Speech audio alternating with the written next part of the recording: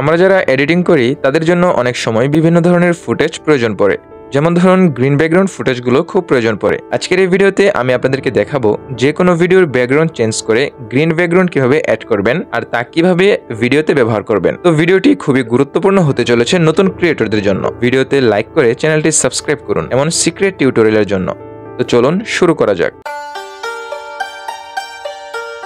So guys, আমরা সরাসরি mobile স্ক্রিনে চলে আসছি এবং আমরা ক্যাপকাট যে কোনো একটা ব্রাউজারে চলে যাব। তো আমি ক্রোম ব্রাউজারটি বেছে নিচ্ছি। তো আপনি সরাসরি ক্রোম ব্রাউজারে চলে আসবেন। তো গুগল ক্রোম ব্রাউজারে আসার পর আপনি সার্চ বার পেয়ে যাবেন এবং সার্চ বারে আপনি সার্চ করে দিবেন যে গ্রিন ব্যাকগ্রাউন্ড। তো আমি এখানে সার্চ করে দিচ্ছি যে green background, green screen background লিখে আমি সার্চ করে দিচ্ছি। তো সার্চ করে দেওয়ার পর আপনি আপনার সামনে অসংখ্য এমন গ্রিন স্ক্রিন ব্যাকগ্রাউন্ড চলে আসবে। তো গ্রিন স্ক্রিন ব্যাকগ্রাউন্ড চলে আসার পর যে ব্যাকগ্রাউন্ডটি সুন্দর বা গ্রিন স্ক্রিন প্রফেশনাল, তো আপনি সিম্পলি সেইটা ট্যাপ করবেন এবং ব্যাকগ্রাউন্ডের উপর ট্যাপ করে ধরে রেখে আপনি এখানে ডাউনলোড অপশন দেখতে পারবেন। তো আপনি সিম্পলি এটা কি করবেন, আপনার ফোনে সেভ করে নেবেন। তো আমি সেভ করে নিচ্ছি। তো আমার সামনে গ্রিন স্ক্রিন ব্যাকগ্রাউন্ডটি সেভ হয়ে গিয়েছে। তো সেভ হয়ে যাওয়ার পর আমি এখন চলে যাব ক্যাপকাট অ্যাপে। তো আপনি ক্যাপকাট অ্যাপের লেটেস্ট ভার্সনটি ব্যবহার করতে চাইলে ভিডিও ডেসক্রিপশন বক্সে টেলিগ্রাম চ্যানেল লিঙ্ক দেওয়া আছে, আপনি চেক করে নেবেন। তো আপনি সিম্পলি আপনার ফোনে চলে আসলে আপনার গ্যালারির সমস্ত ভিডিও আপনার ছবি শো করবে। তো আমি এখান থেকে সিম্পলি আগে ব্যাকগ্রাউন্ডটি আমি অ্যাড করে নেব আমার টাইমলাইনে।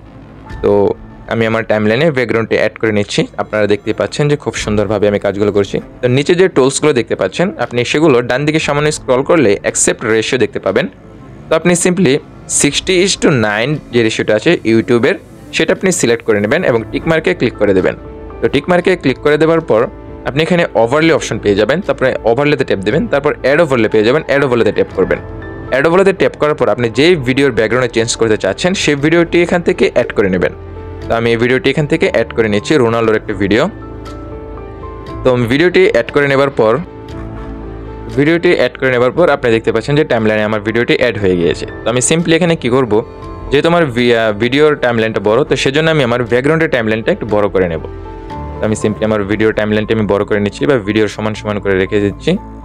তো আপনি দেখতেই পাচ্ছেন। তো আমি আমার ভিডিওর টাইমলাইনে ক্লিক করে ভিডিওটাকে একটু হালকা বড় করে নিচ্ছি 2 আঙ্গুলের সাহায্যে। তো বড় করে নেবার পর আপনি নিচের অপশনগুলো ডান সাইডে স্ক্রল করে দেখতে পারবেন যে রিমুভ ব্রিজি। তো রিমুভ ব্রিজিতে আসলে দেখতে পারবেন যে অটো রিমুভাল। তো আপনি এখানে সিম্পলি ক্লিক করবেন। ক্লিক করার পর আপনার ভিডিওর ব্যাকগ্রাউন্ডটি অটোমেটিকভাবে রিমুভ হয়ে যাবে। তারপর আপনি টিকমার্কে ক্লিক করবেন। আপনি দেখতে পাচ্ছেন যে আমার কত সুন্দর হয়েছে। আপনি সিম্পলি এখান থেকে টিকমার্কে ক্লিক করবেন। টিকমার্কে ক্লিক করার পর আপনার সামান্য একটু লোড নিতে পারে। তো এটা কোনো সমস্যা নাই, আপনি একটু অপেক্ষা করবেন। এবং আপনি দেখতে পাচ্ছেন যে আমি ভিডিওর ব্যাকগ্রাউন্ডটি ইতিমধ্যে রিমুভ করে ফেলেছি। এবং আপনি চাইলে এই ভিডিওটি যে কোনো জায়গায় আপনার ভিডিওতে ব্যবহার করতে পারেন বা আপনার এডিটিং ভিডিওতে ব্যবহার করতে পারেন। তো আমি সিম্পলি এখানে ভিডিওর যে মূল টাইমলাইনটা আছে আমি সেটার উপর ক্লিক করব।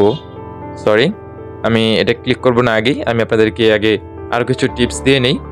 তো আপনি দেখতে পাচ্ছেন যে আমার ভিডিওর যে মূল যে টাইমলাইনটা আছে গ্রিন ব্যাকগ্রাউন্ডটা, আমি সেটাকে কি করলাম, এটা ডান সাইডে যে অংশটুকু আছে আমি সেটাকে স্লিপ করে দিলাম এবং আমার ভিডিও যেটা আছে সেটাকেও আমি আমার ব্যাকগ্রাউন্ডের সমান রেখে ডান সাইডের অংশটাকে আমি স্প্লিট করে বা কেটে দিলাম। তো কেটে দেওয়ার পর আপনি দেখতে পাচ্ছেন যে আমার ভিডিওটা এখানে প্রায় 3 সেকেন্ডের হয়ে গেছে। তো আমি রেজুলেশনে ক্লিক করলাম, তারপরে 1080 বা আপনি 2K রেখে দিতে পারেন আপনার যেমন ইচ্ছা। তো তারপরে ফ্রেম রেটটাকে আমি 30 রেখে সিম্পলি এখান থেকে এক্সপোর্টে অপশনে ক্লিক করে আমার ভিডিওটাকে আমি এক্সপোর্ট করে নিচ্ছি। আপনি দেখতে পাচ্ছেন যে খুব সুন্দরভাবে আমার ভিডিওটি এক্সপোর্ট হয়ে গিয়েছে।